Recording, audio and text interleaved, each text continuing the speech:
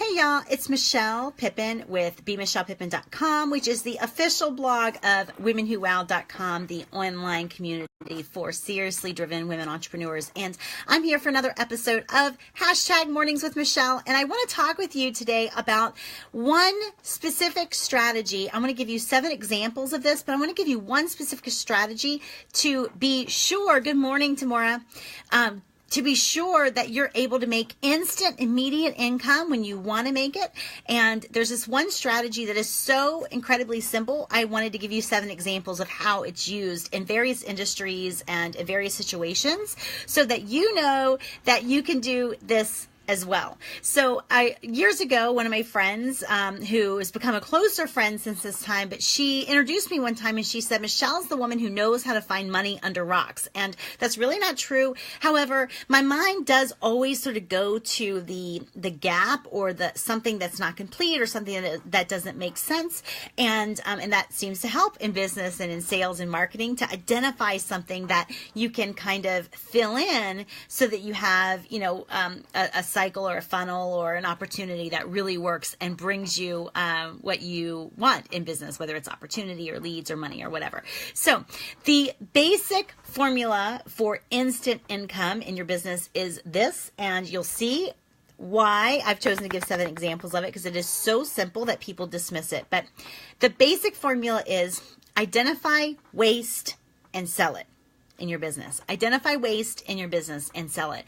Please excuse my head cold and my sniffling. I have a cold that I am trying to ignore right now in hopes that if I ignore it, it'll go away.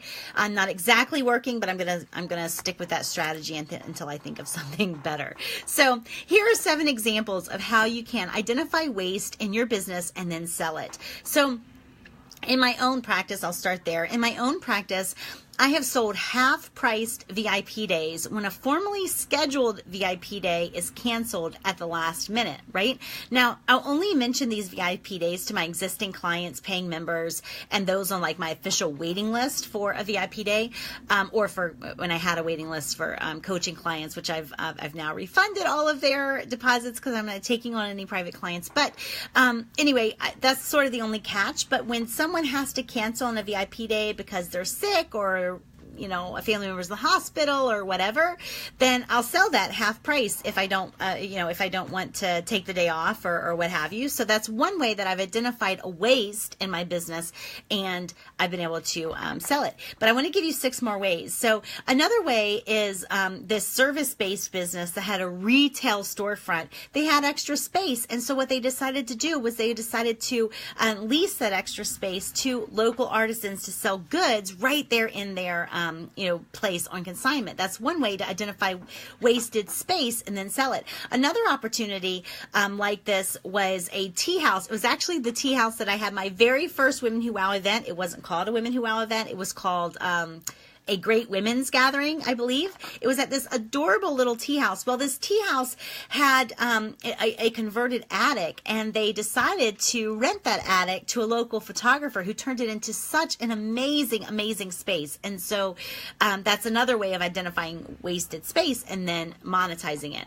But let's talk about something besides actual physical space in your calendar or in your actual physical space. So an attorney who had been taking Mondays off for 3 years decided to offer consulting services to other less experienced attorneys during that time. This was something that he was doing for free anyway in his small town, and it's the exact same model that I've helped my chiropractic and therapist clients do as well, because they were already taking time off, and then they decided to monetize that time with something that they found really rewarding, and they were probably doing it anyway to some degree, but they were doing it for free. And this is identifying waste and then selling it. A dentist who was working only 3 days a week in his multi-dentist, multi-chair practice decided he'd open up a dental assistant school in his existing building, and that has brought in an entirely new stream of income, an impressive stream of income, but it also brought in a conveyor belt of possible employees. So that was another great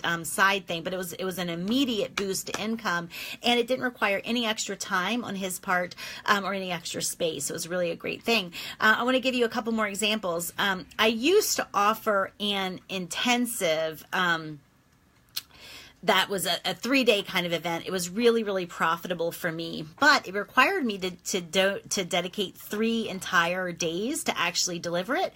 But rather than let the content go to waste, I now sell that program like through a virtual process. And so that's my Enterprising Experts program. And so I still do it live for 3 days, but I also monetize that waste rather than just let it sit there and collect dust when I'm not actually in a room in Chesapeake delivering the content. I have people go through it virtually. And so that's something that you can do. Identify what is gathering dust in your business. What are you not using? What are you not monetizing? And then finding a different way to sell it. My last example is about OBGYNs. And this is where there were unfilled hours for this OBGYN who no longer wanted to do OB work. Didn't want the late night calls, delivering babies, et cetera, et cetera. He cheerfully filled those hours. He kind of transitioned. He had already cut out his OB patients. He didn't want them. That left some waste in his schedule. And what he did was he started working with women who were obviously maybe a little bit older than childbearing age, and they wanted Botox and other fillers and injections. And so he decided to fill his time with that. So he took up a whole new service, and it really has made him one of the OBGYNs that, women 40 and above tend to go to, and they're actively getting off of the health insurance. People are going to them for concierge pay. I'm one of them. Haven't gotten the Botox yet, but I'm signed up for it again at the end of November. Little secret about me, I have, I'm going to address that tomorrow. That's awesome. But, one of the little secrets about me is I have scheduled Botox appointments for so many doctors in my area. I'm convinced they hate me now because I always really want to go and I'm committed to it, and then I back out at the last minute because I'm afraid that it'll make me look stiff or unnatural or whatever, but it's getting bad. So I want to get that done. But so Tamora says, I really need to market my framing services to existing clients. Absolutely. Right. Absolutely. And I think, your space, I love the way Tamora in Williamsburg, Virginia, or, it's not Williamsburg, Yorktown, Virginia. I love the way you use your space. I love your space, obviously, but I love the way you utilize your space. I see you have events there and stuff like that. I love the framing idea. You also create opportunities for other photographers. And so I think you do a really great job at this. And I think all of us could do a better job, myself included, in identifying waste, looking around just our calendar, looking around our existing office, looking around like, how are we spending our time? What are we doing for free? Like identifying what's not being monetized and finding a way to sell it, right? So it's an instant way to have income. And I got this idea, frankly, like this was one of the things that I read about all the time when I first had kids and I was on my like anything for money tour. And so like I read constantly about how to make money and little things like look around your house and sell what you're not using, or even if there's a room in your house that you're not using and let somebody live there. And it's like all this stuff and I never really did a whole lot of that. I'm not sure why. I feel like I'd always rather create something and or a service or something like that than like find and sell something. I when I declutter, like I never sell crap. I just give it away. And that's even like before we had the money to quote unquote be generous. It just was never a way I looked at making money. I'm not sure why, but anyway, so I always thought like there was this idea of identifying what you're not using, identifying what you don't want and selling it. And when you apply it as that OBGYN doctor did, as the dentist did, as the service-based business with that retail storefront, as they did, as a tea house did, then you can start making good and impressive and even recurring income. And I did something similar with that with my Women Who Wow membership, right? So I have a lot of content, and the content calendar, I'm actually having it turned into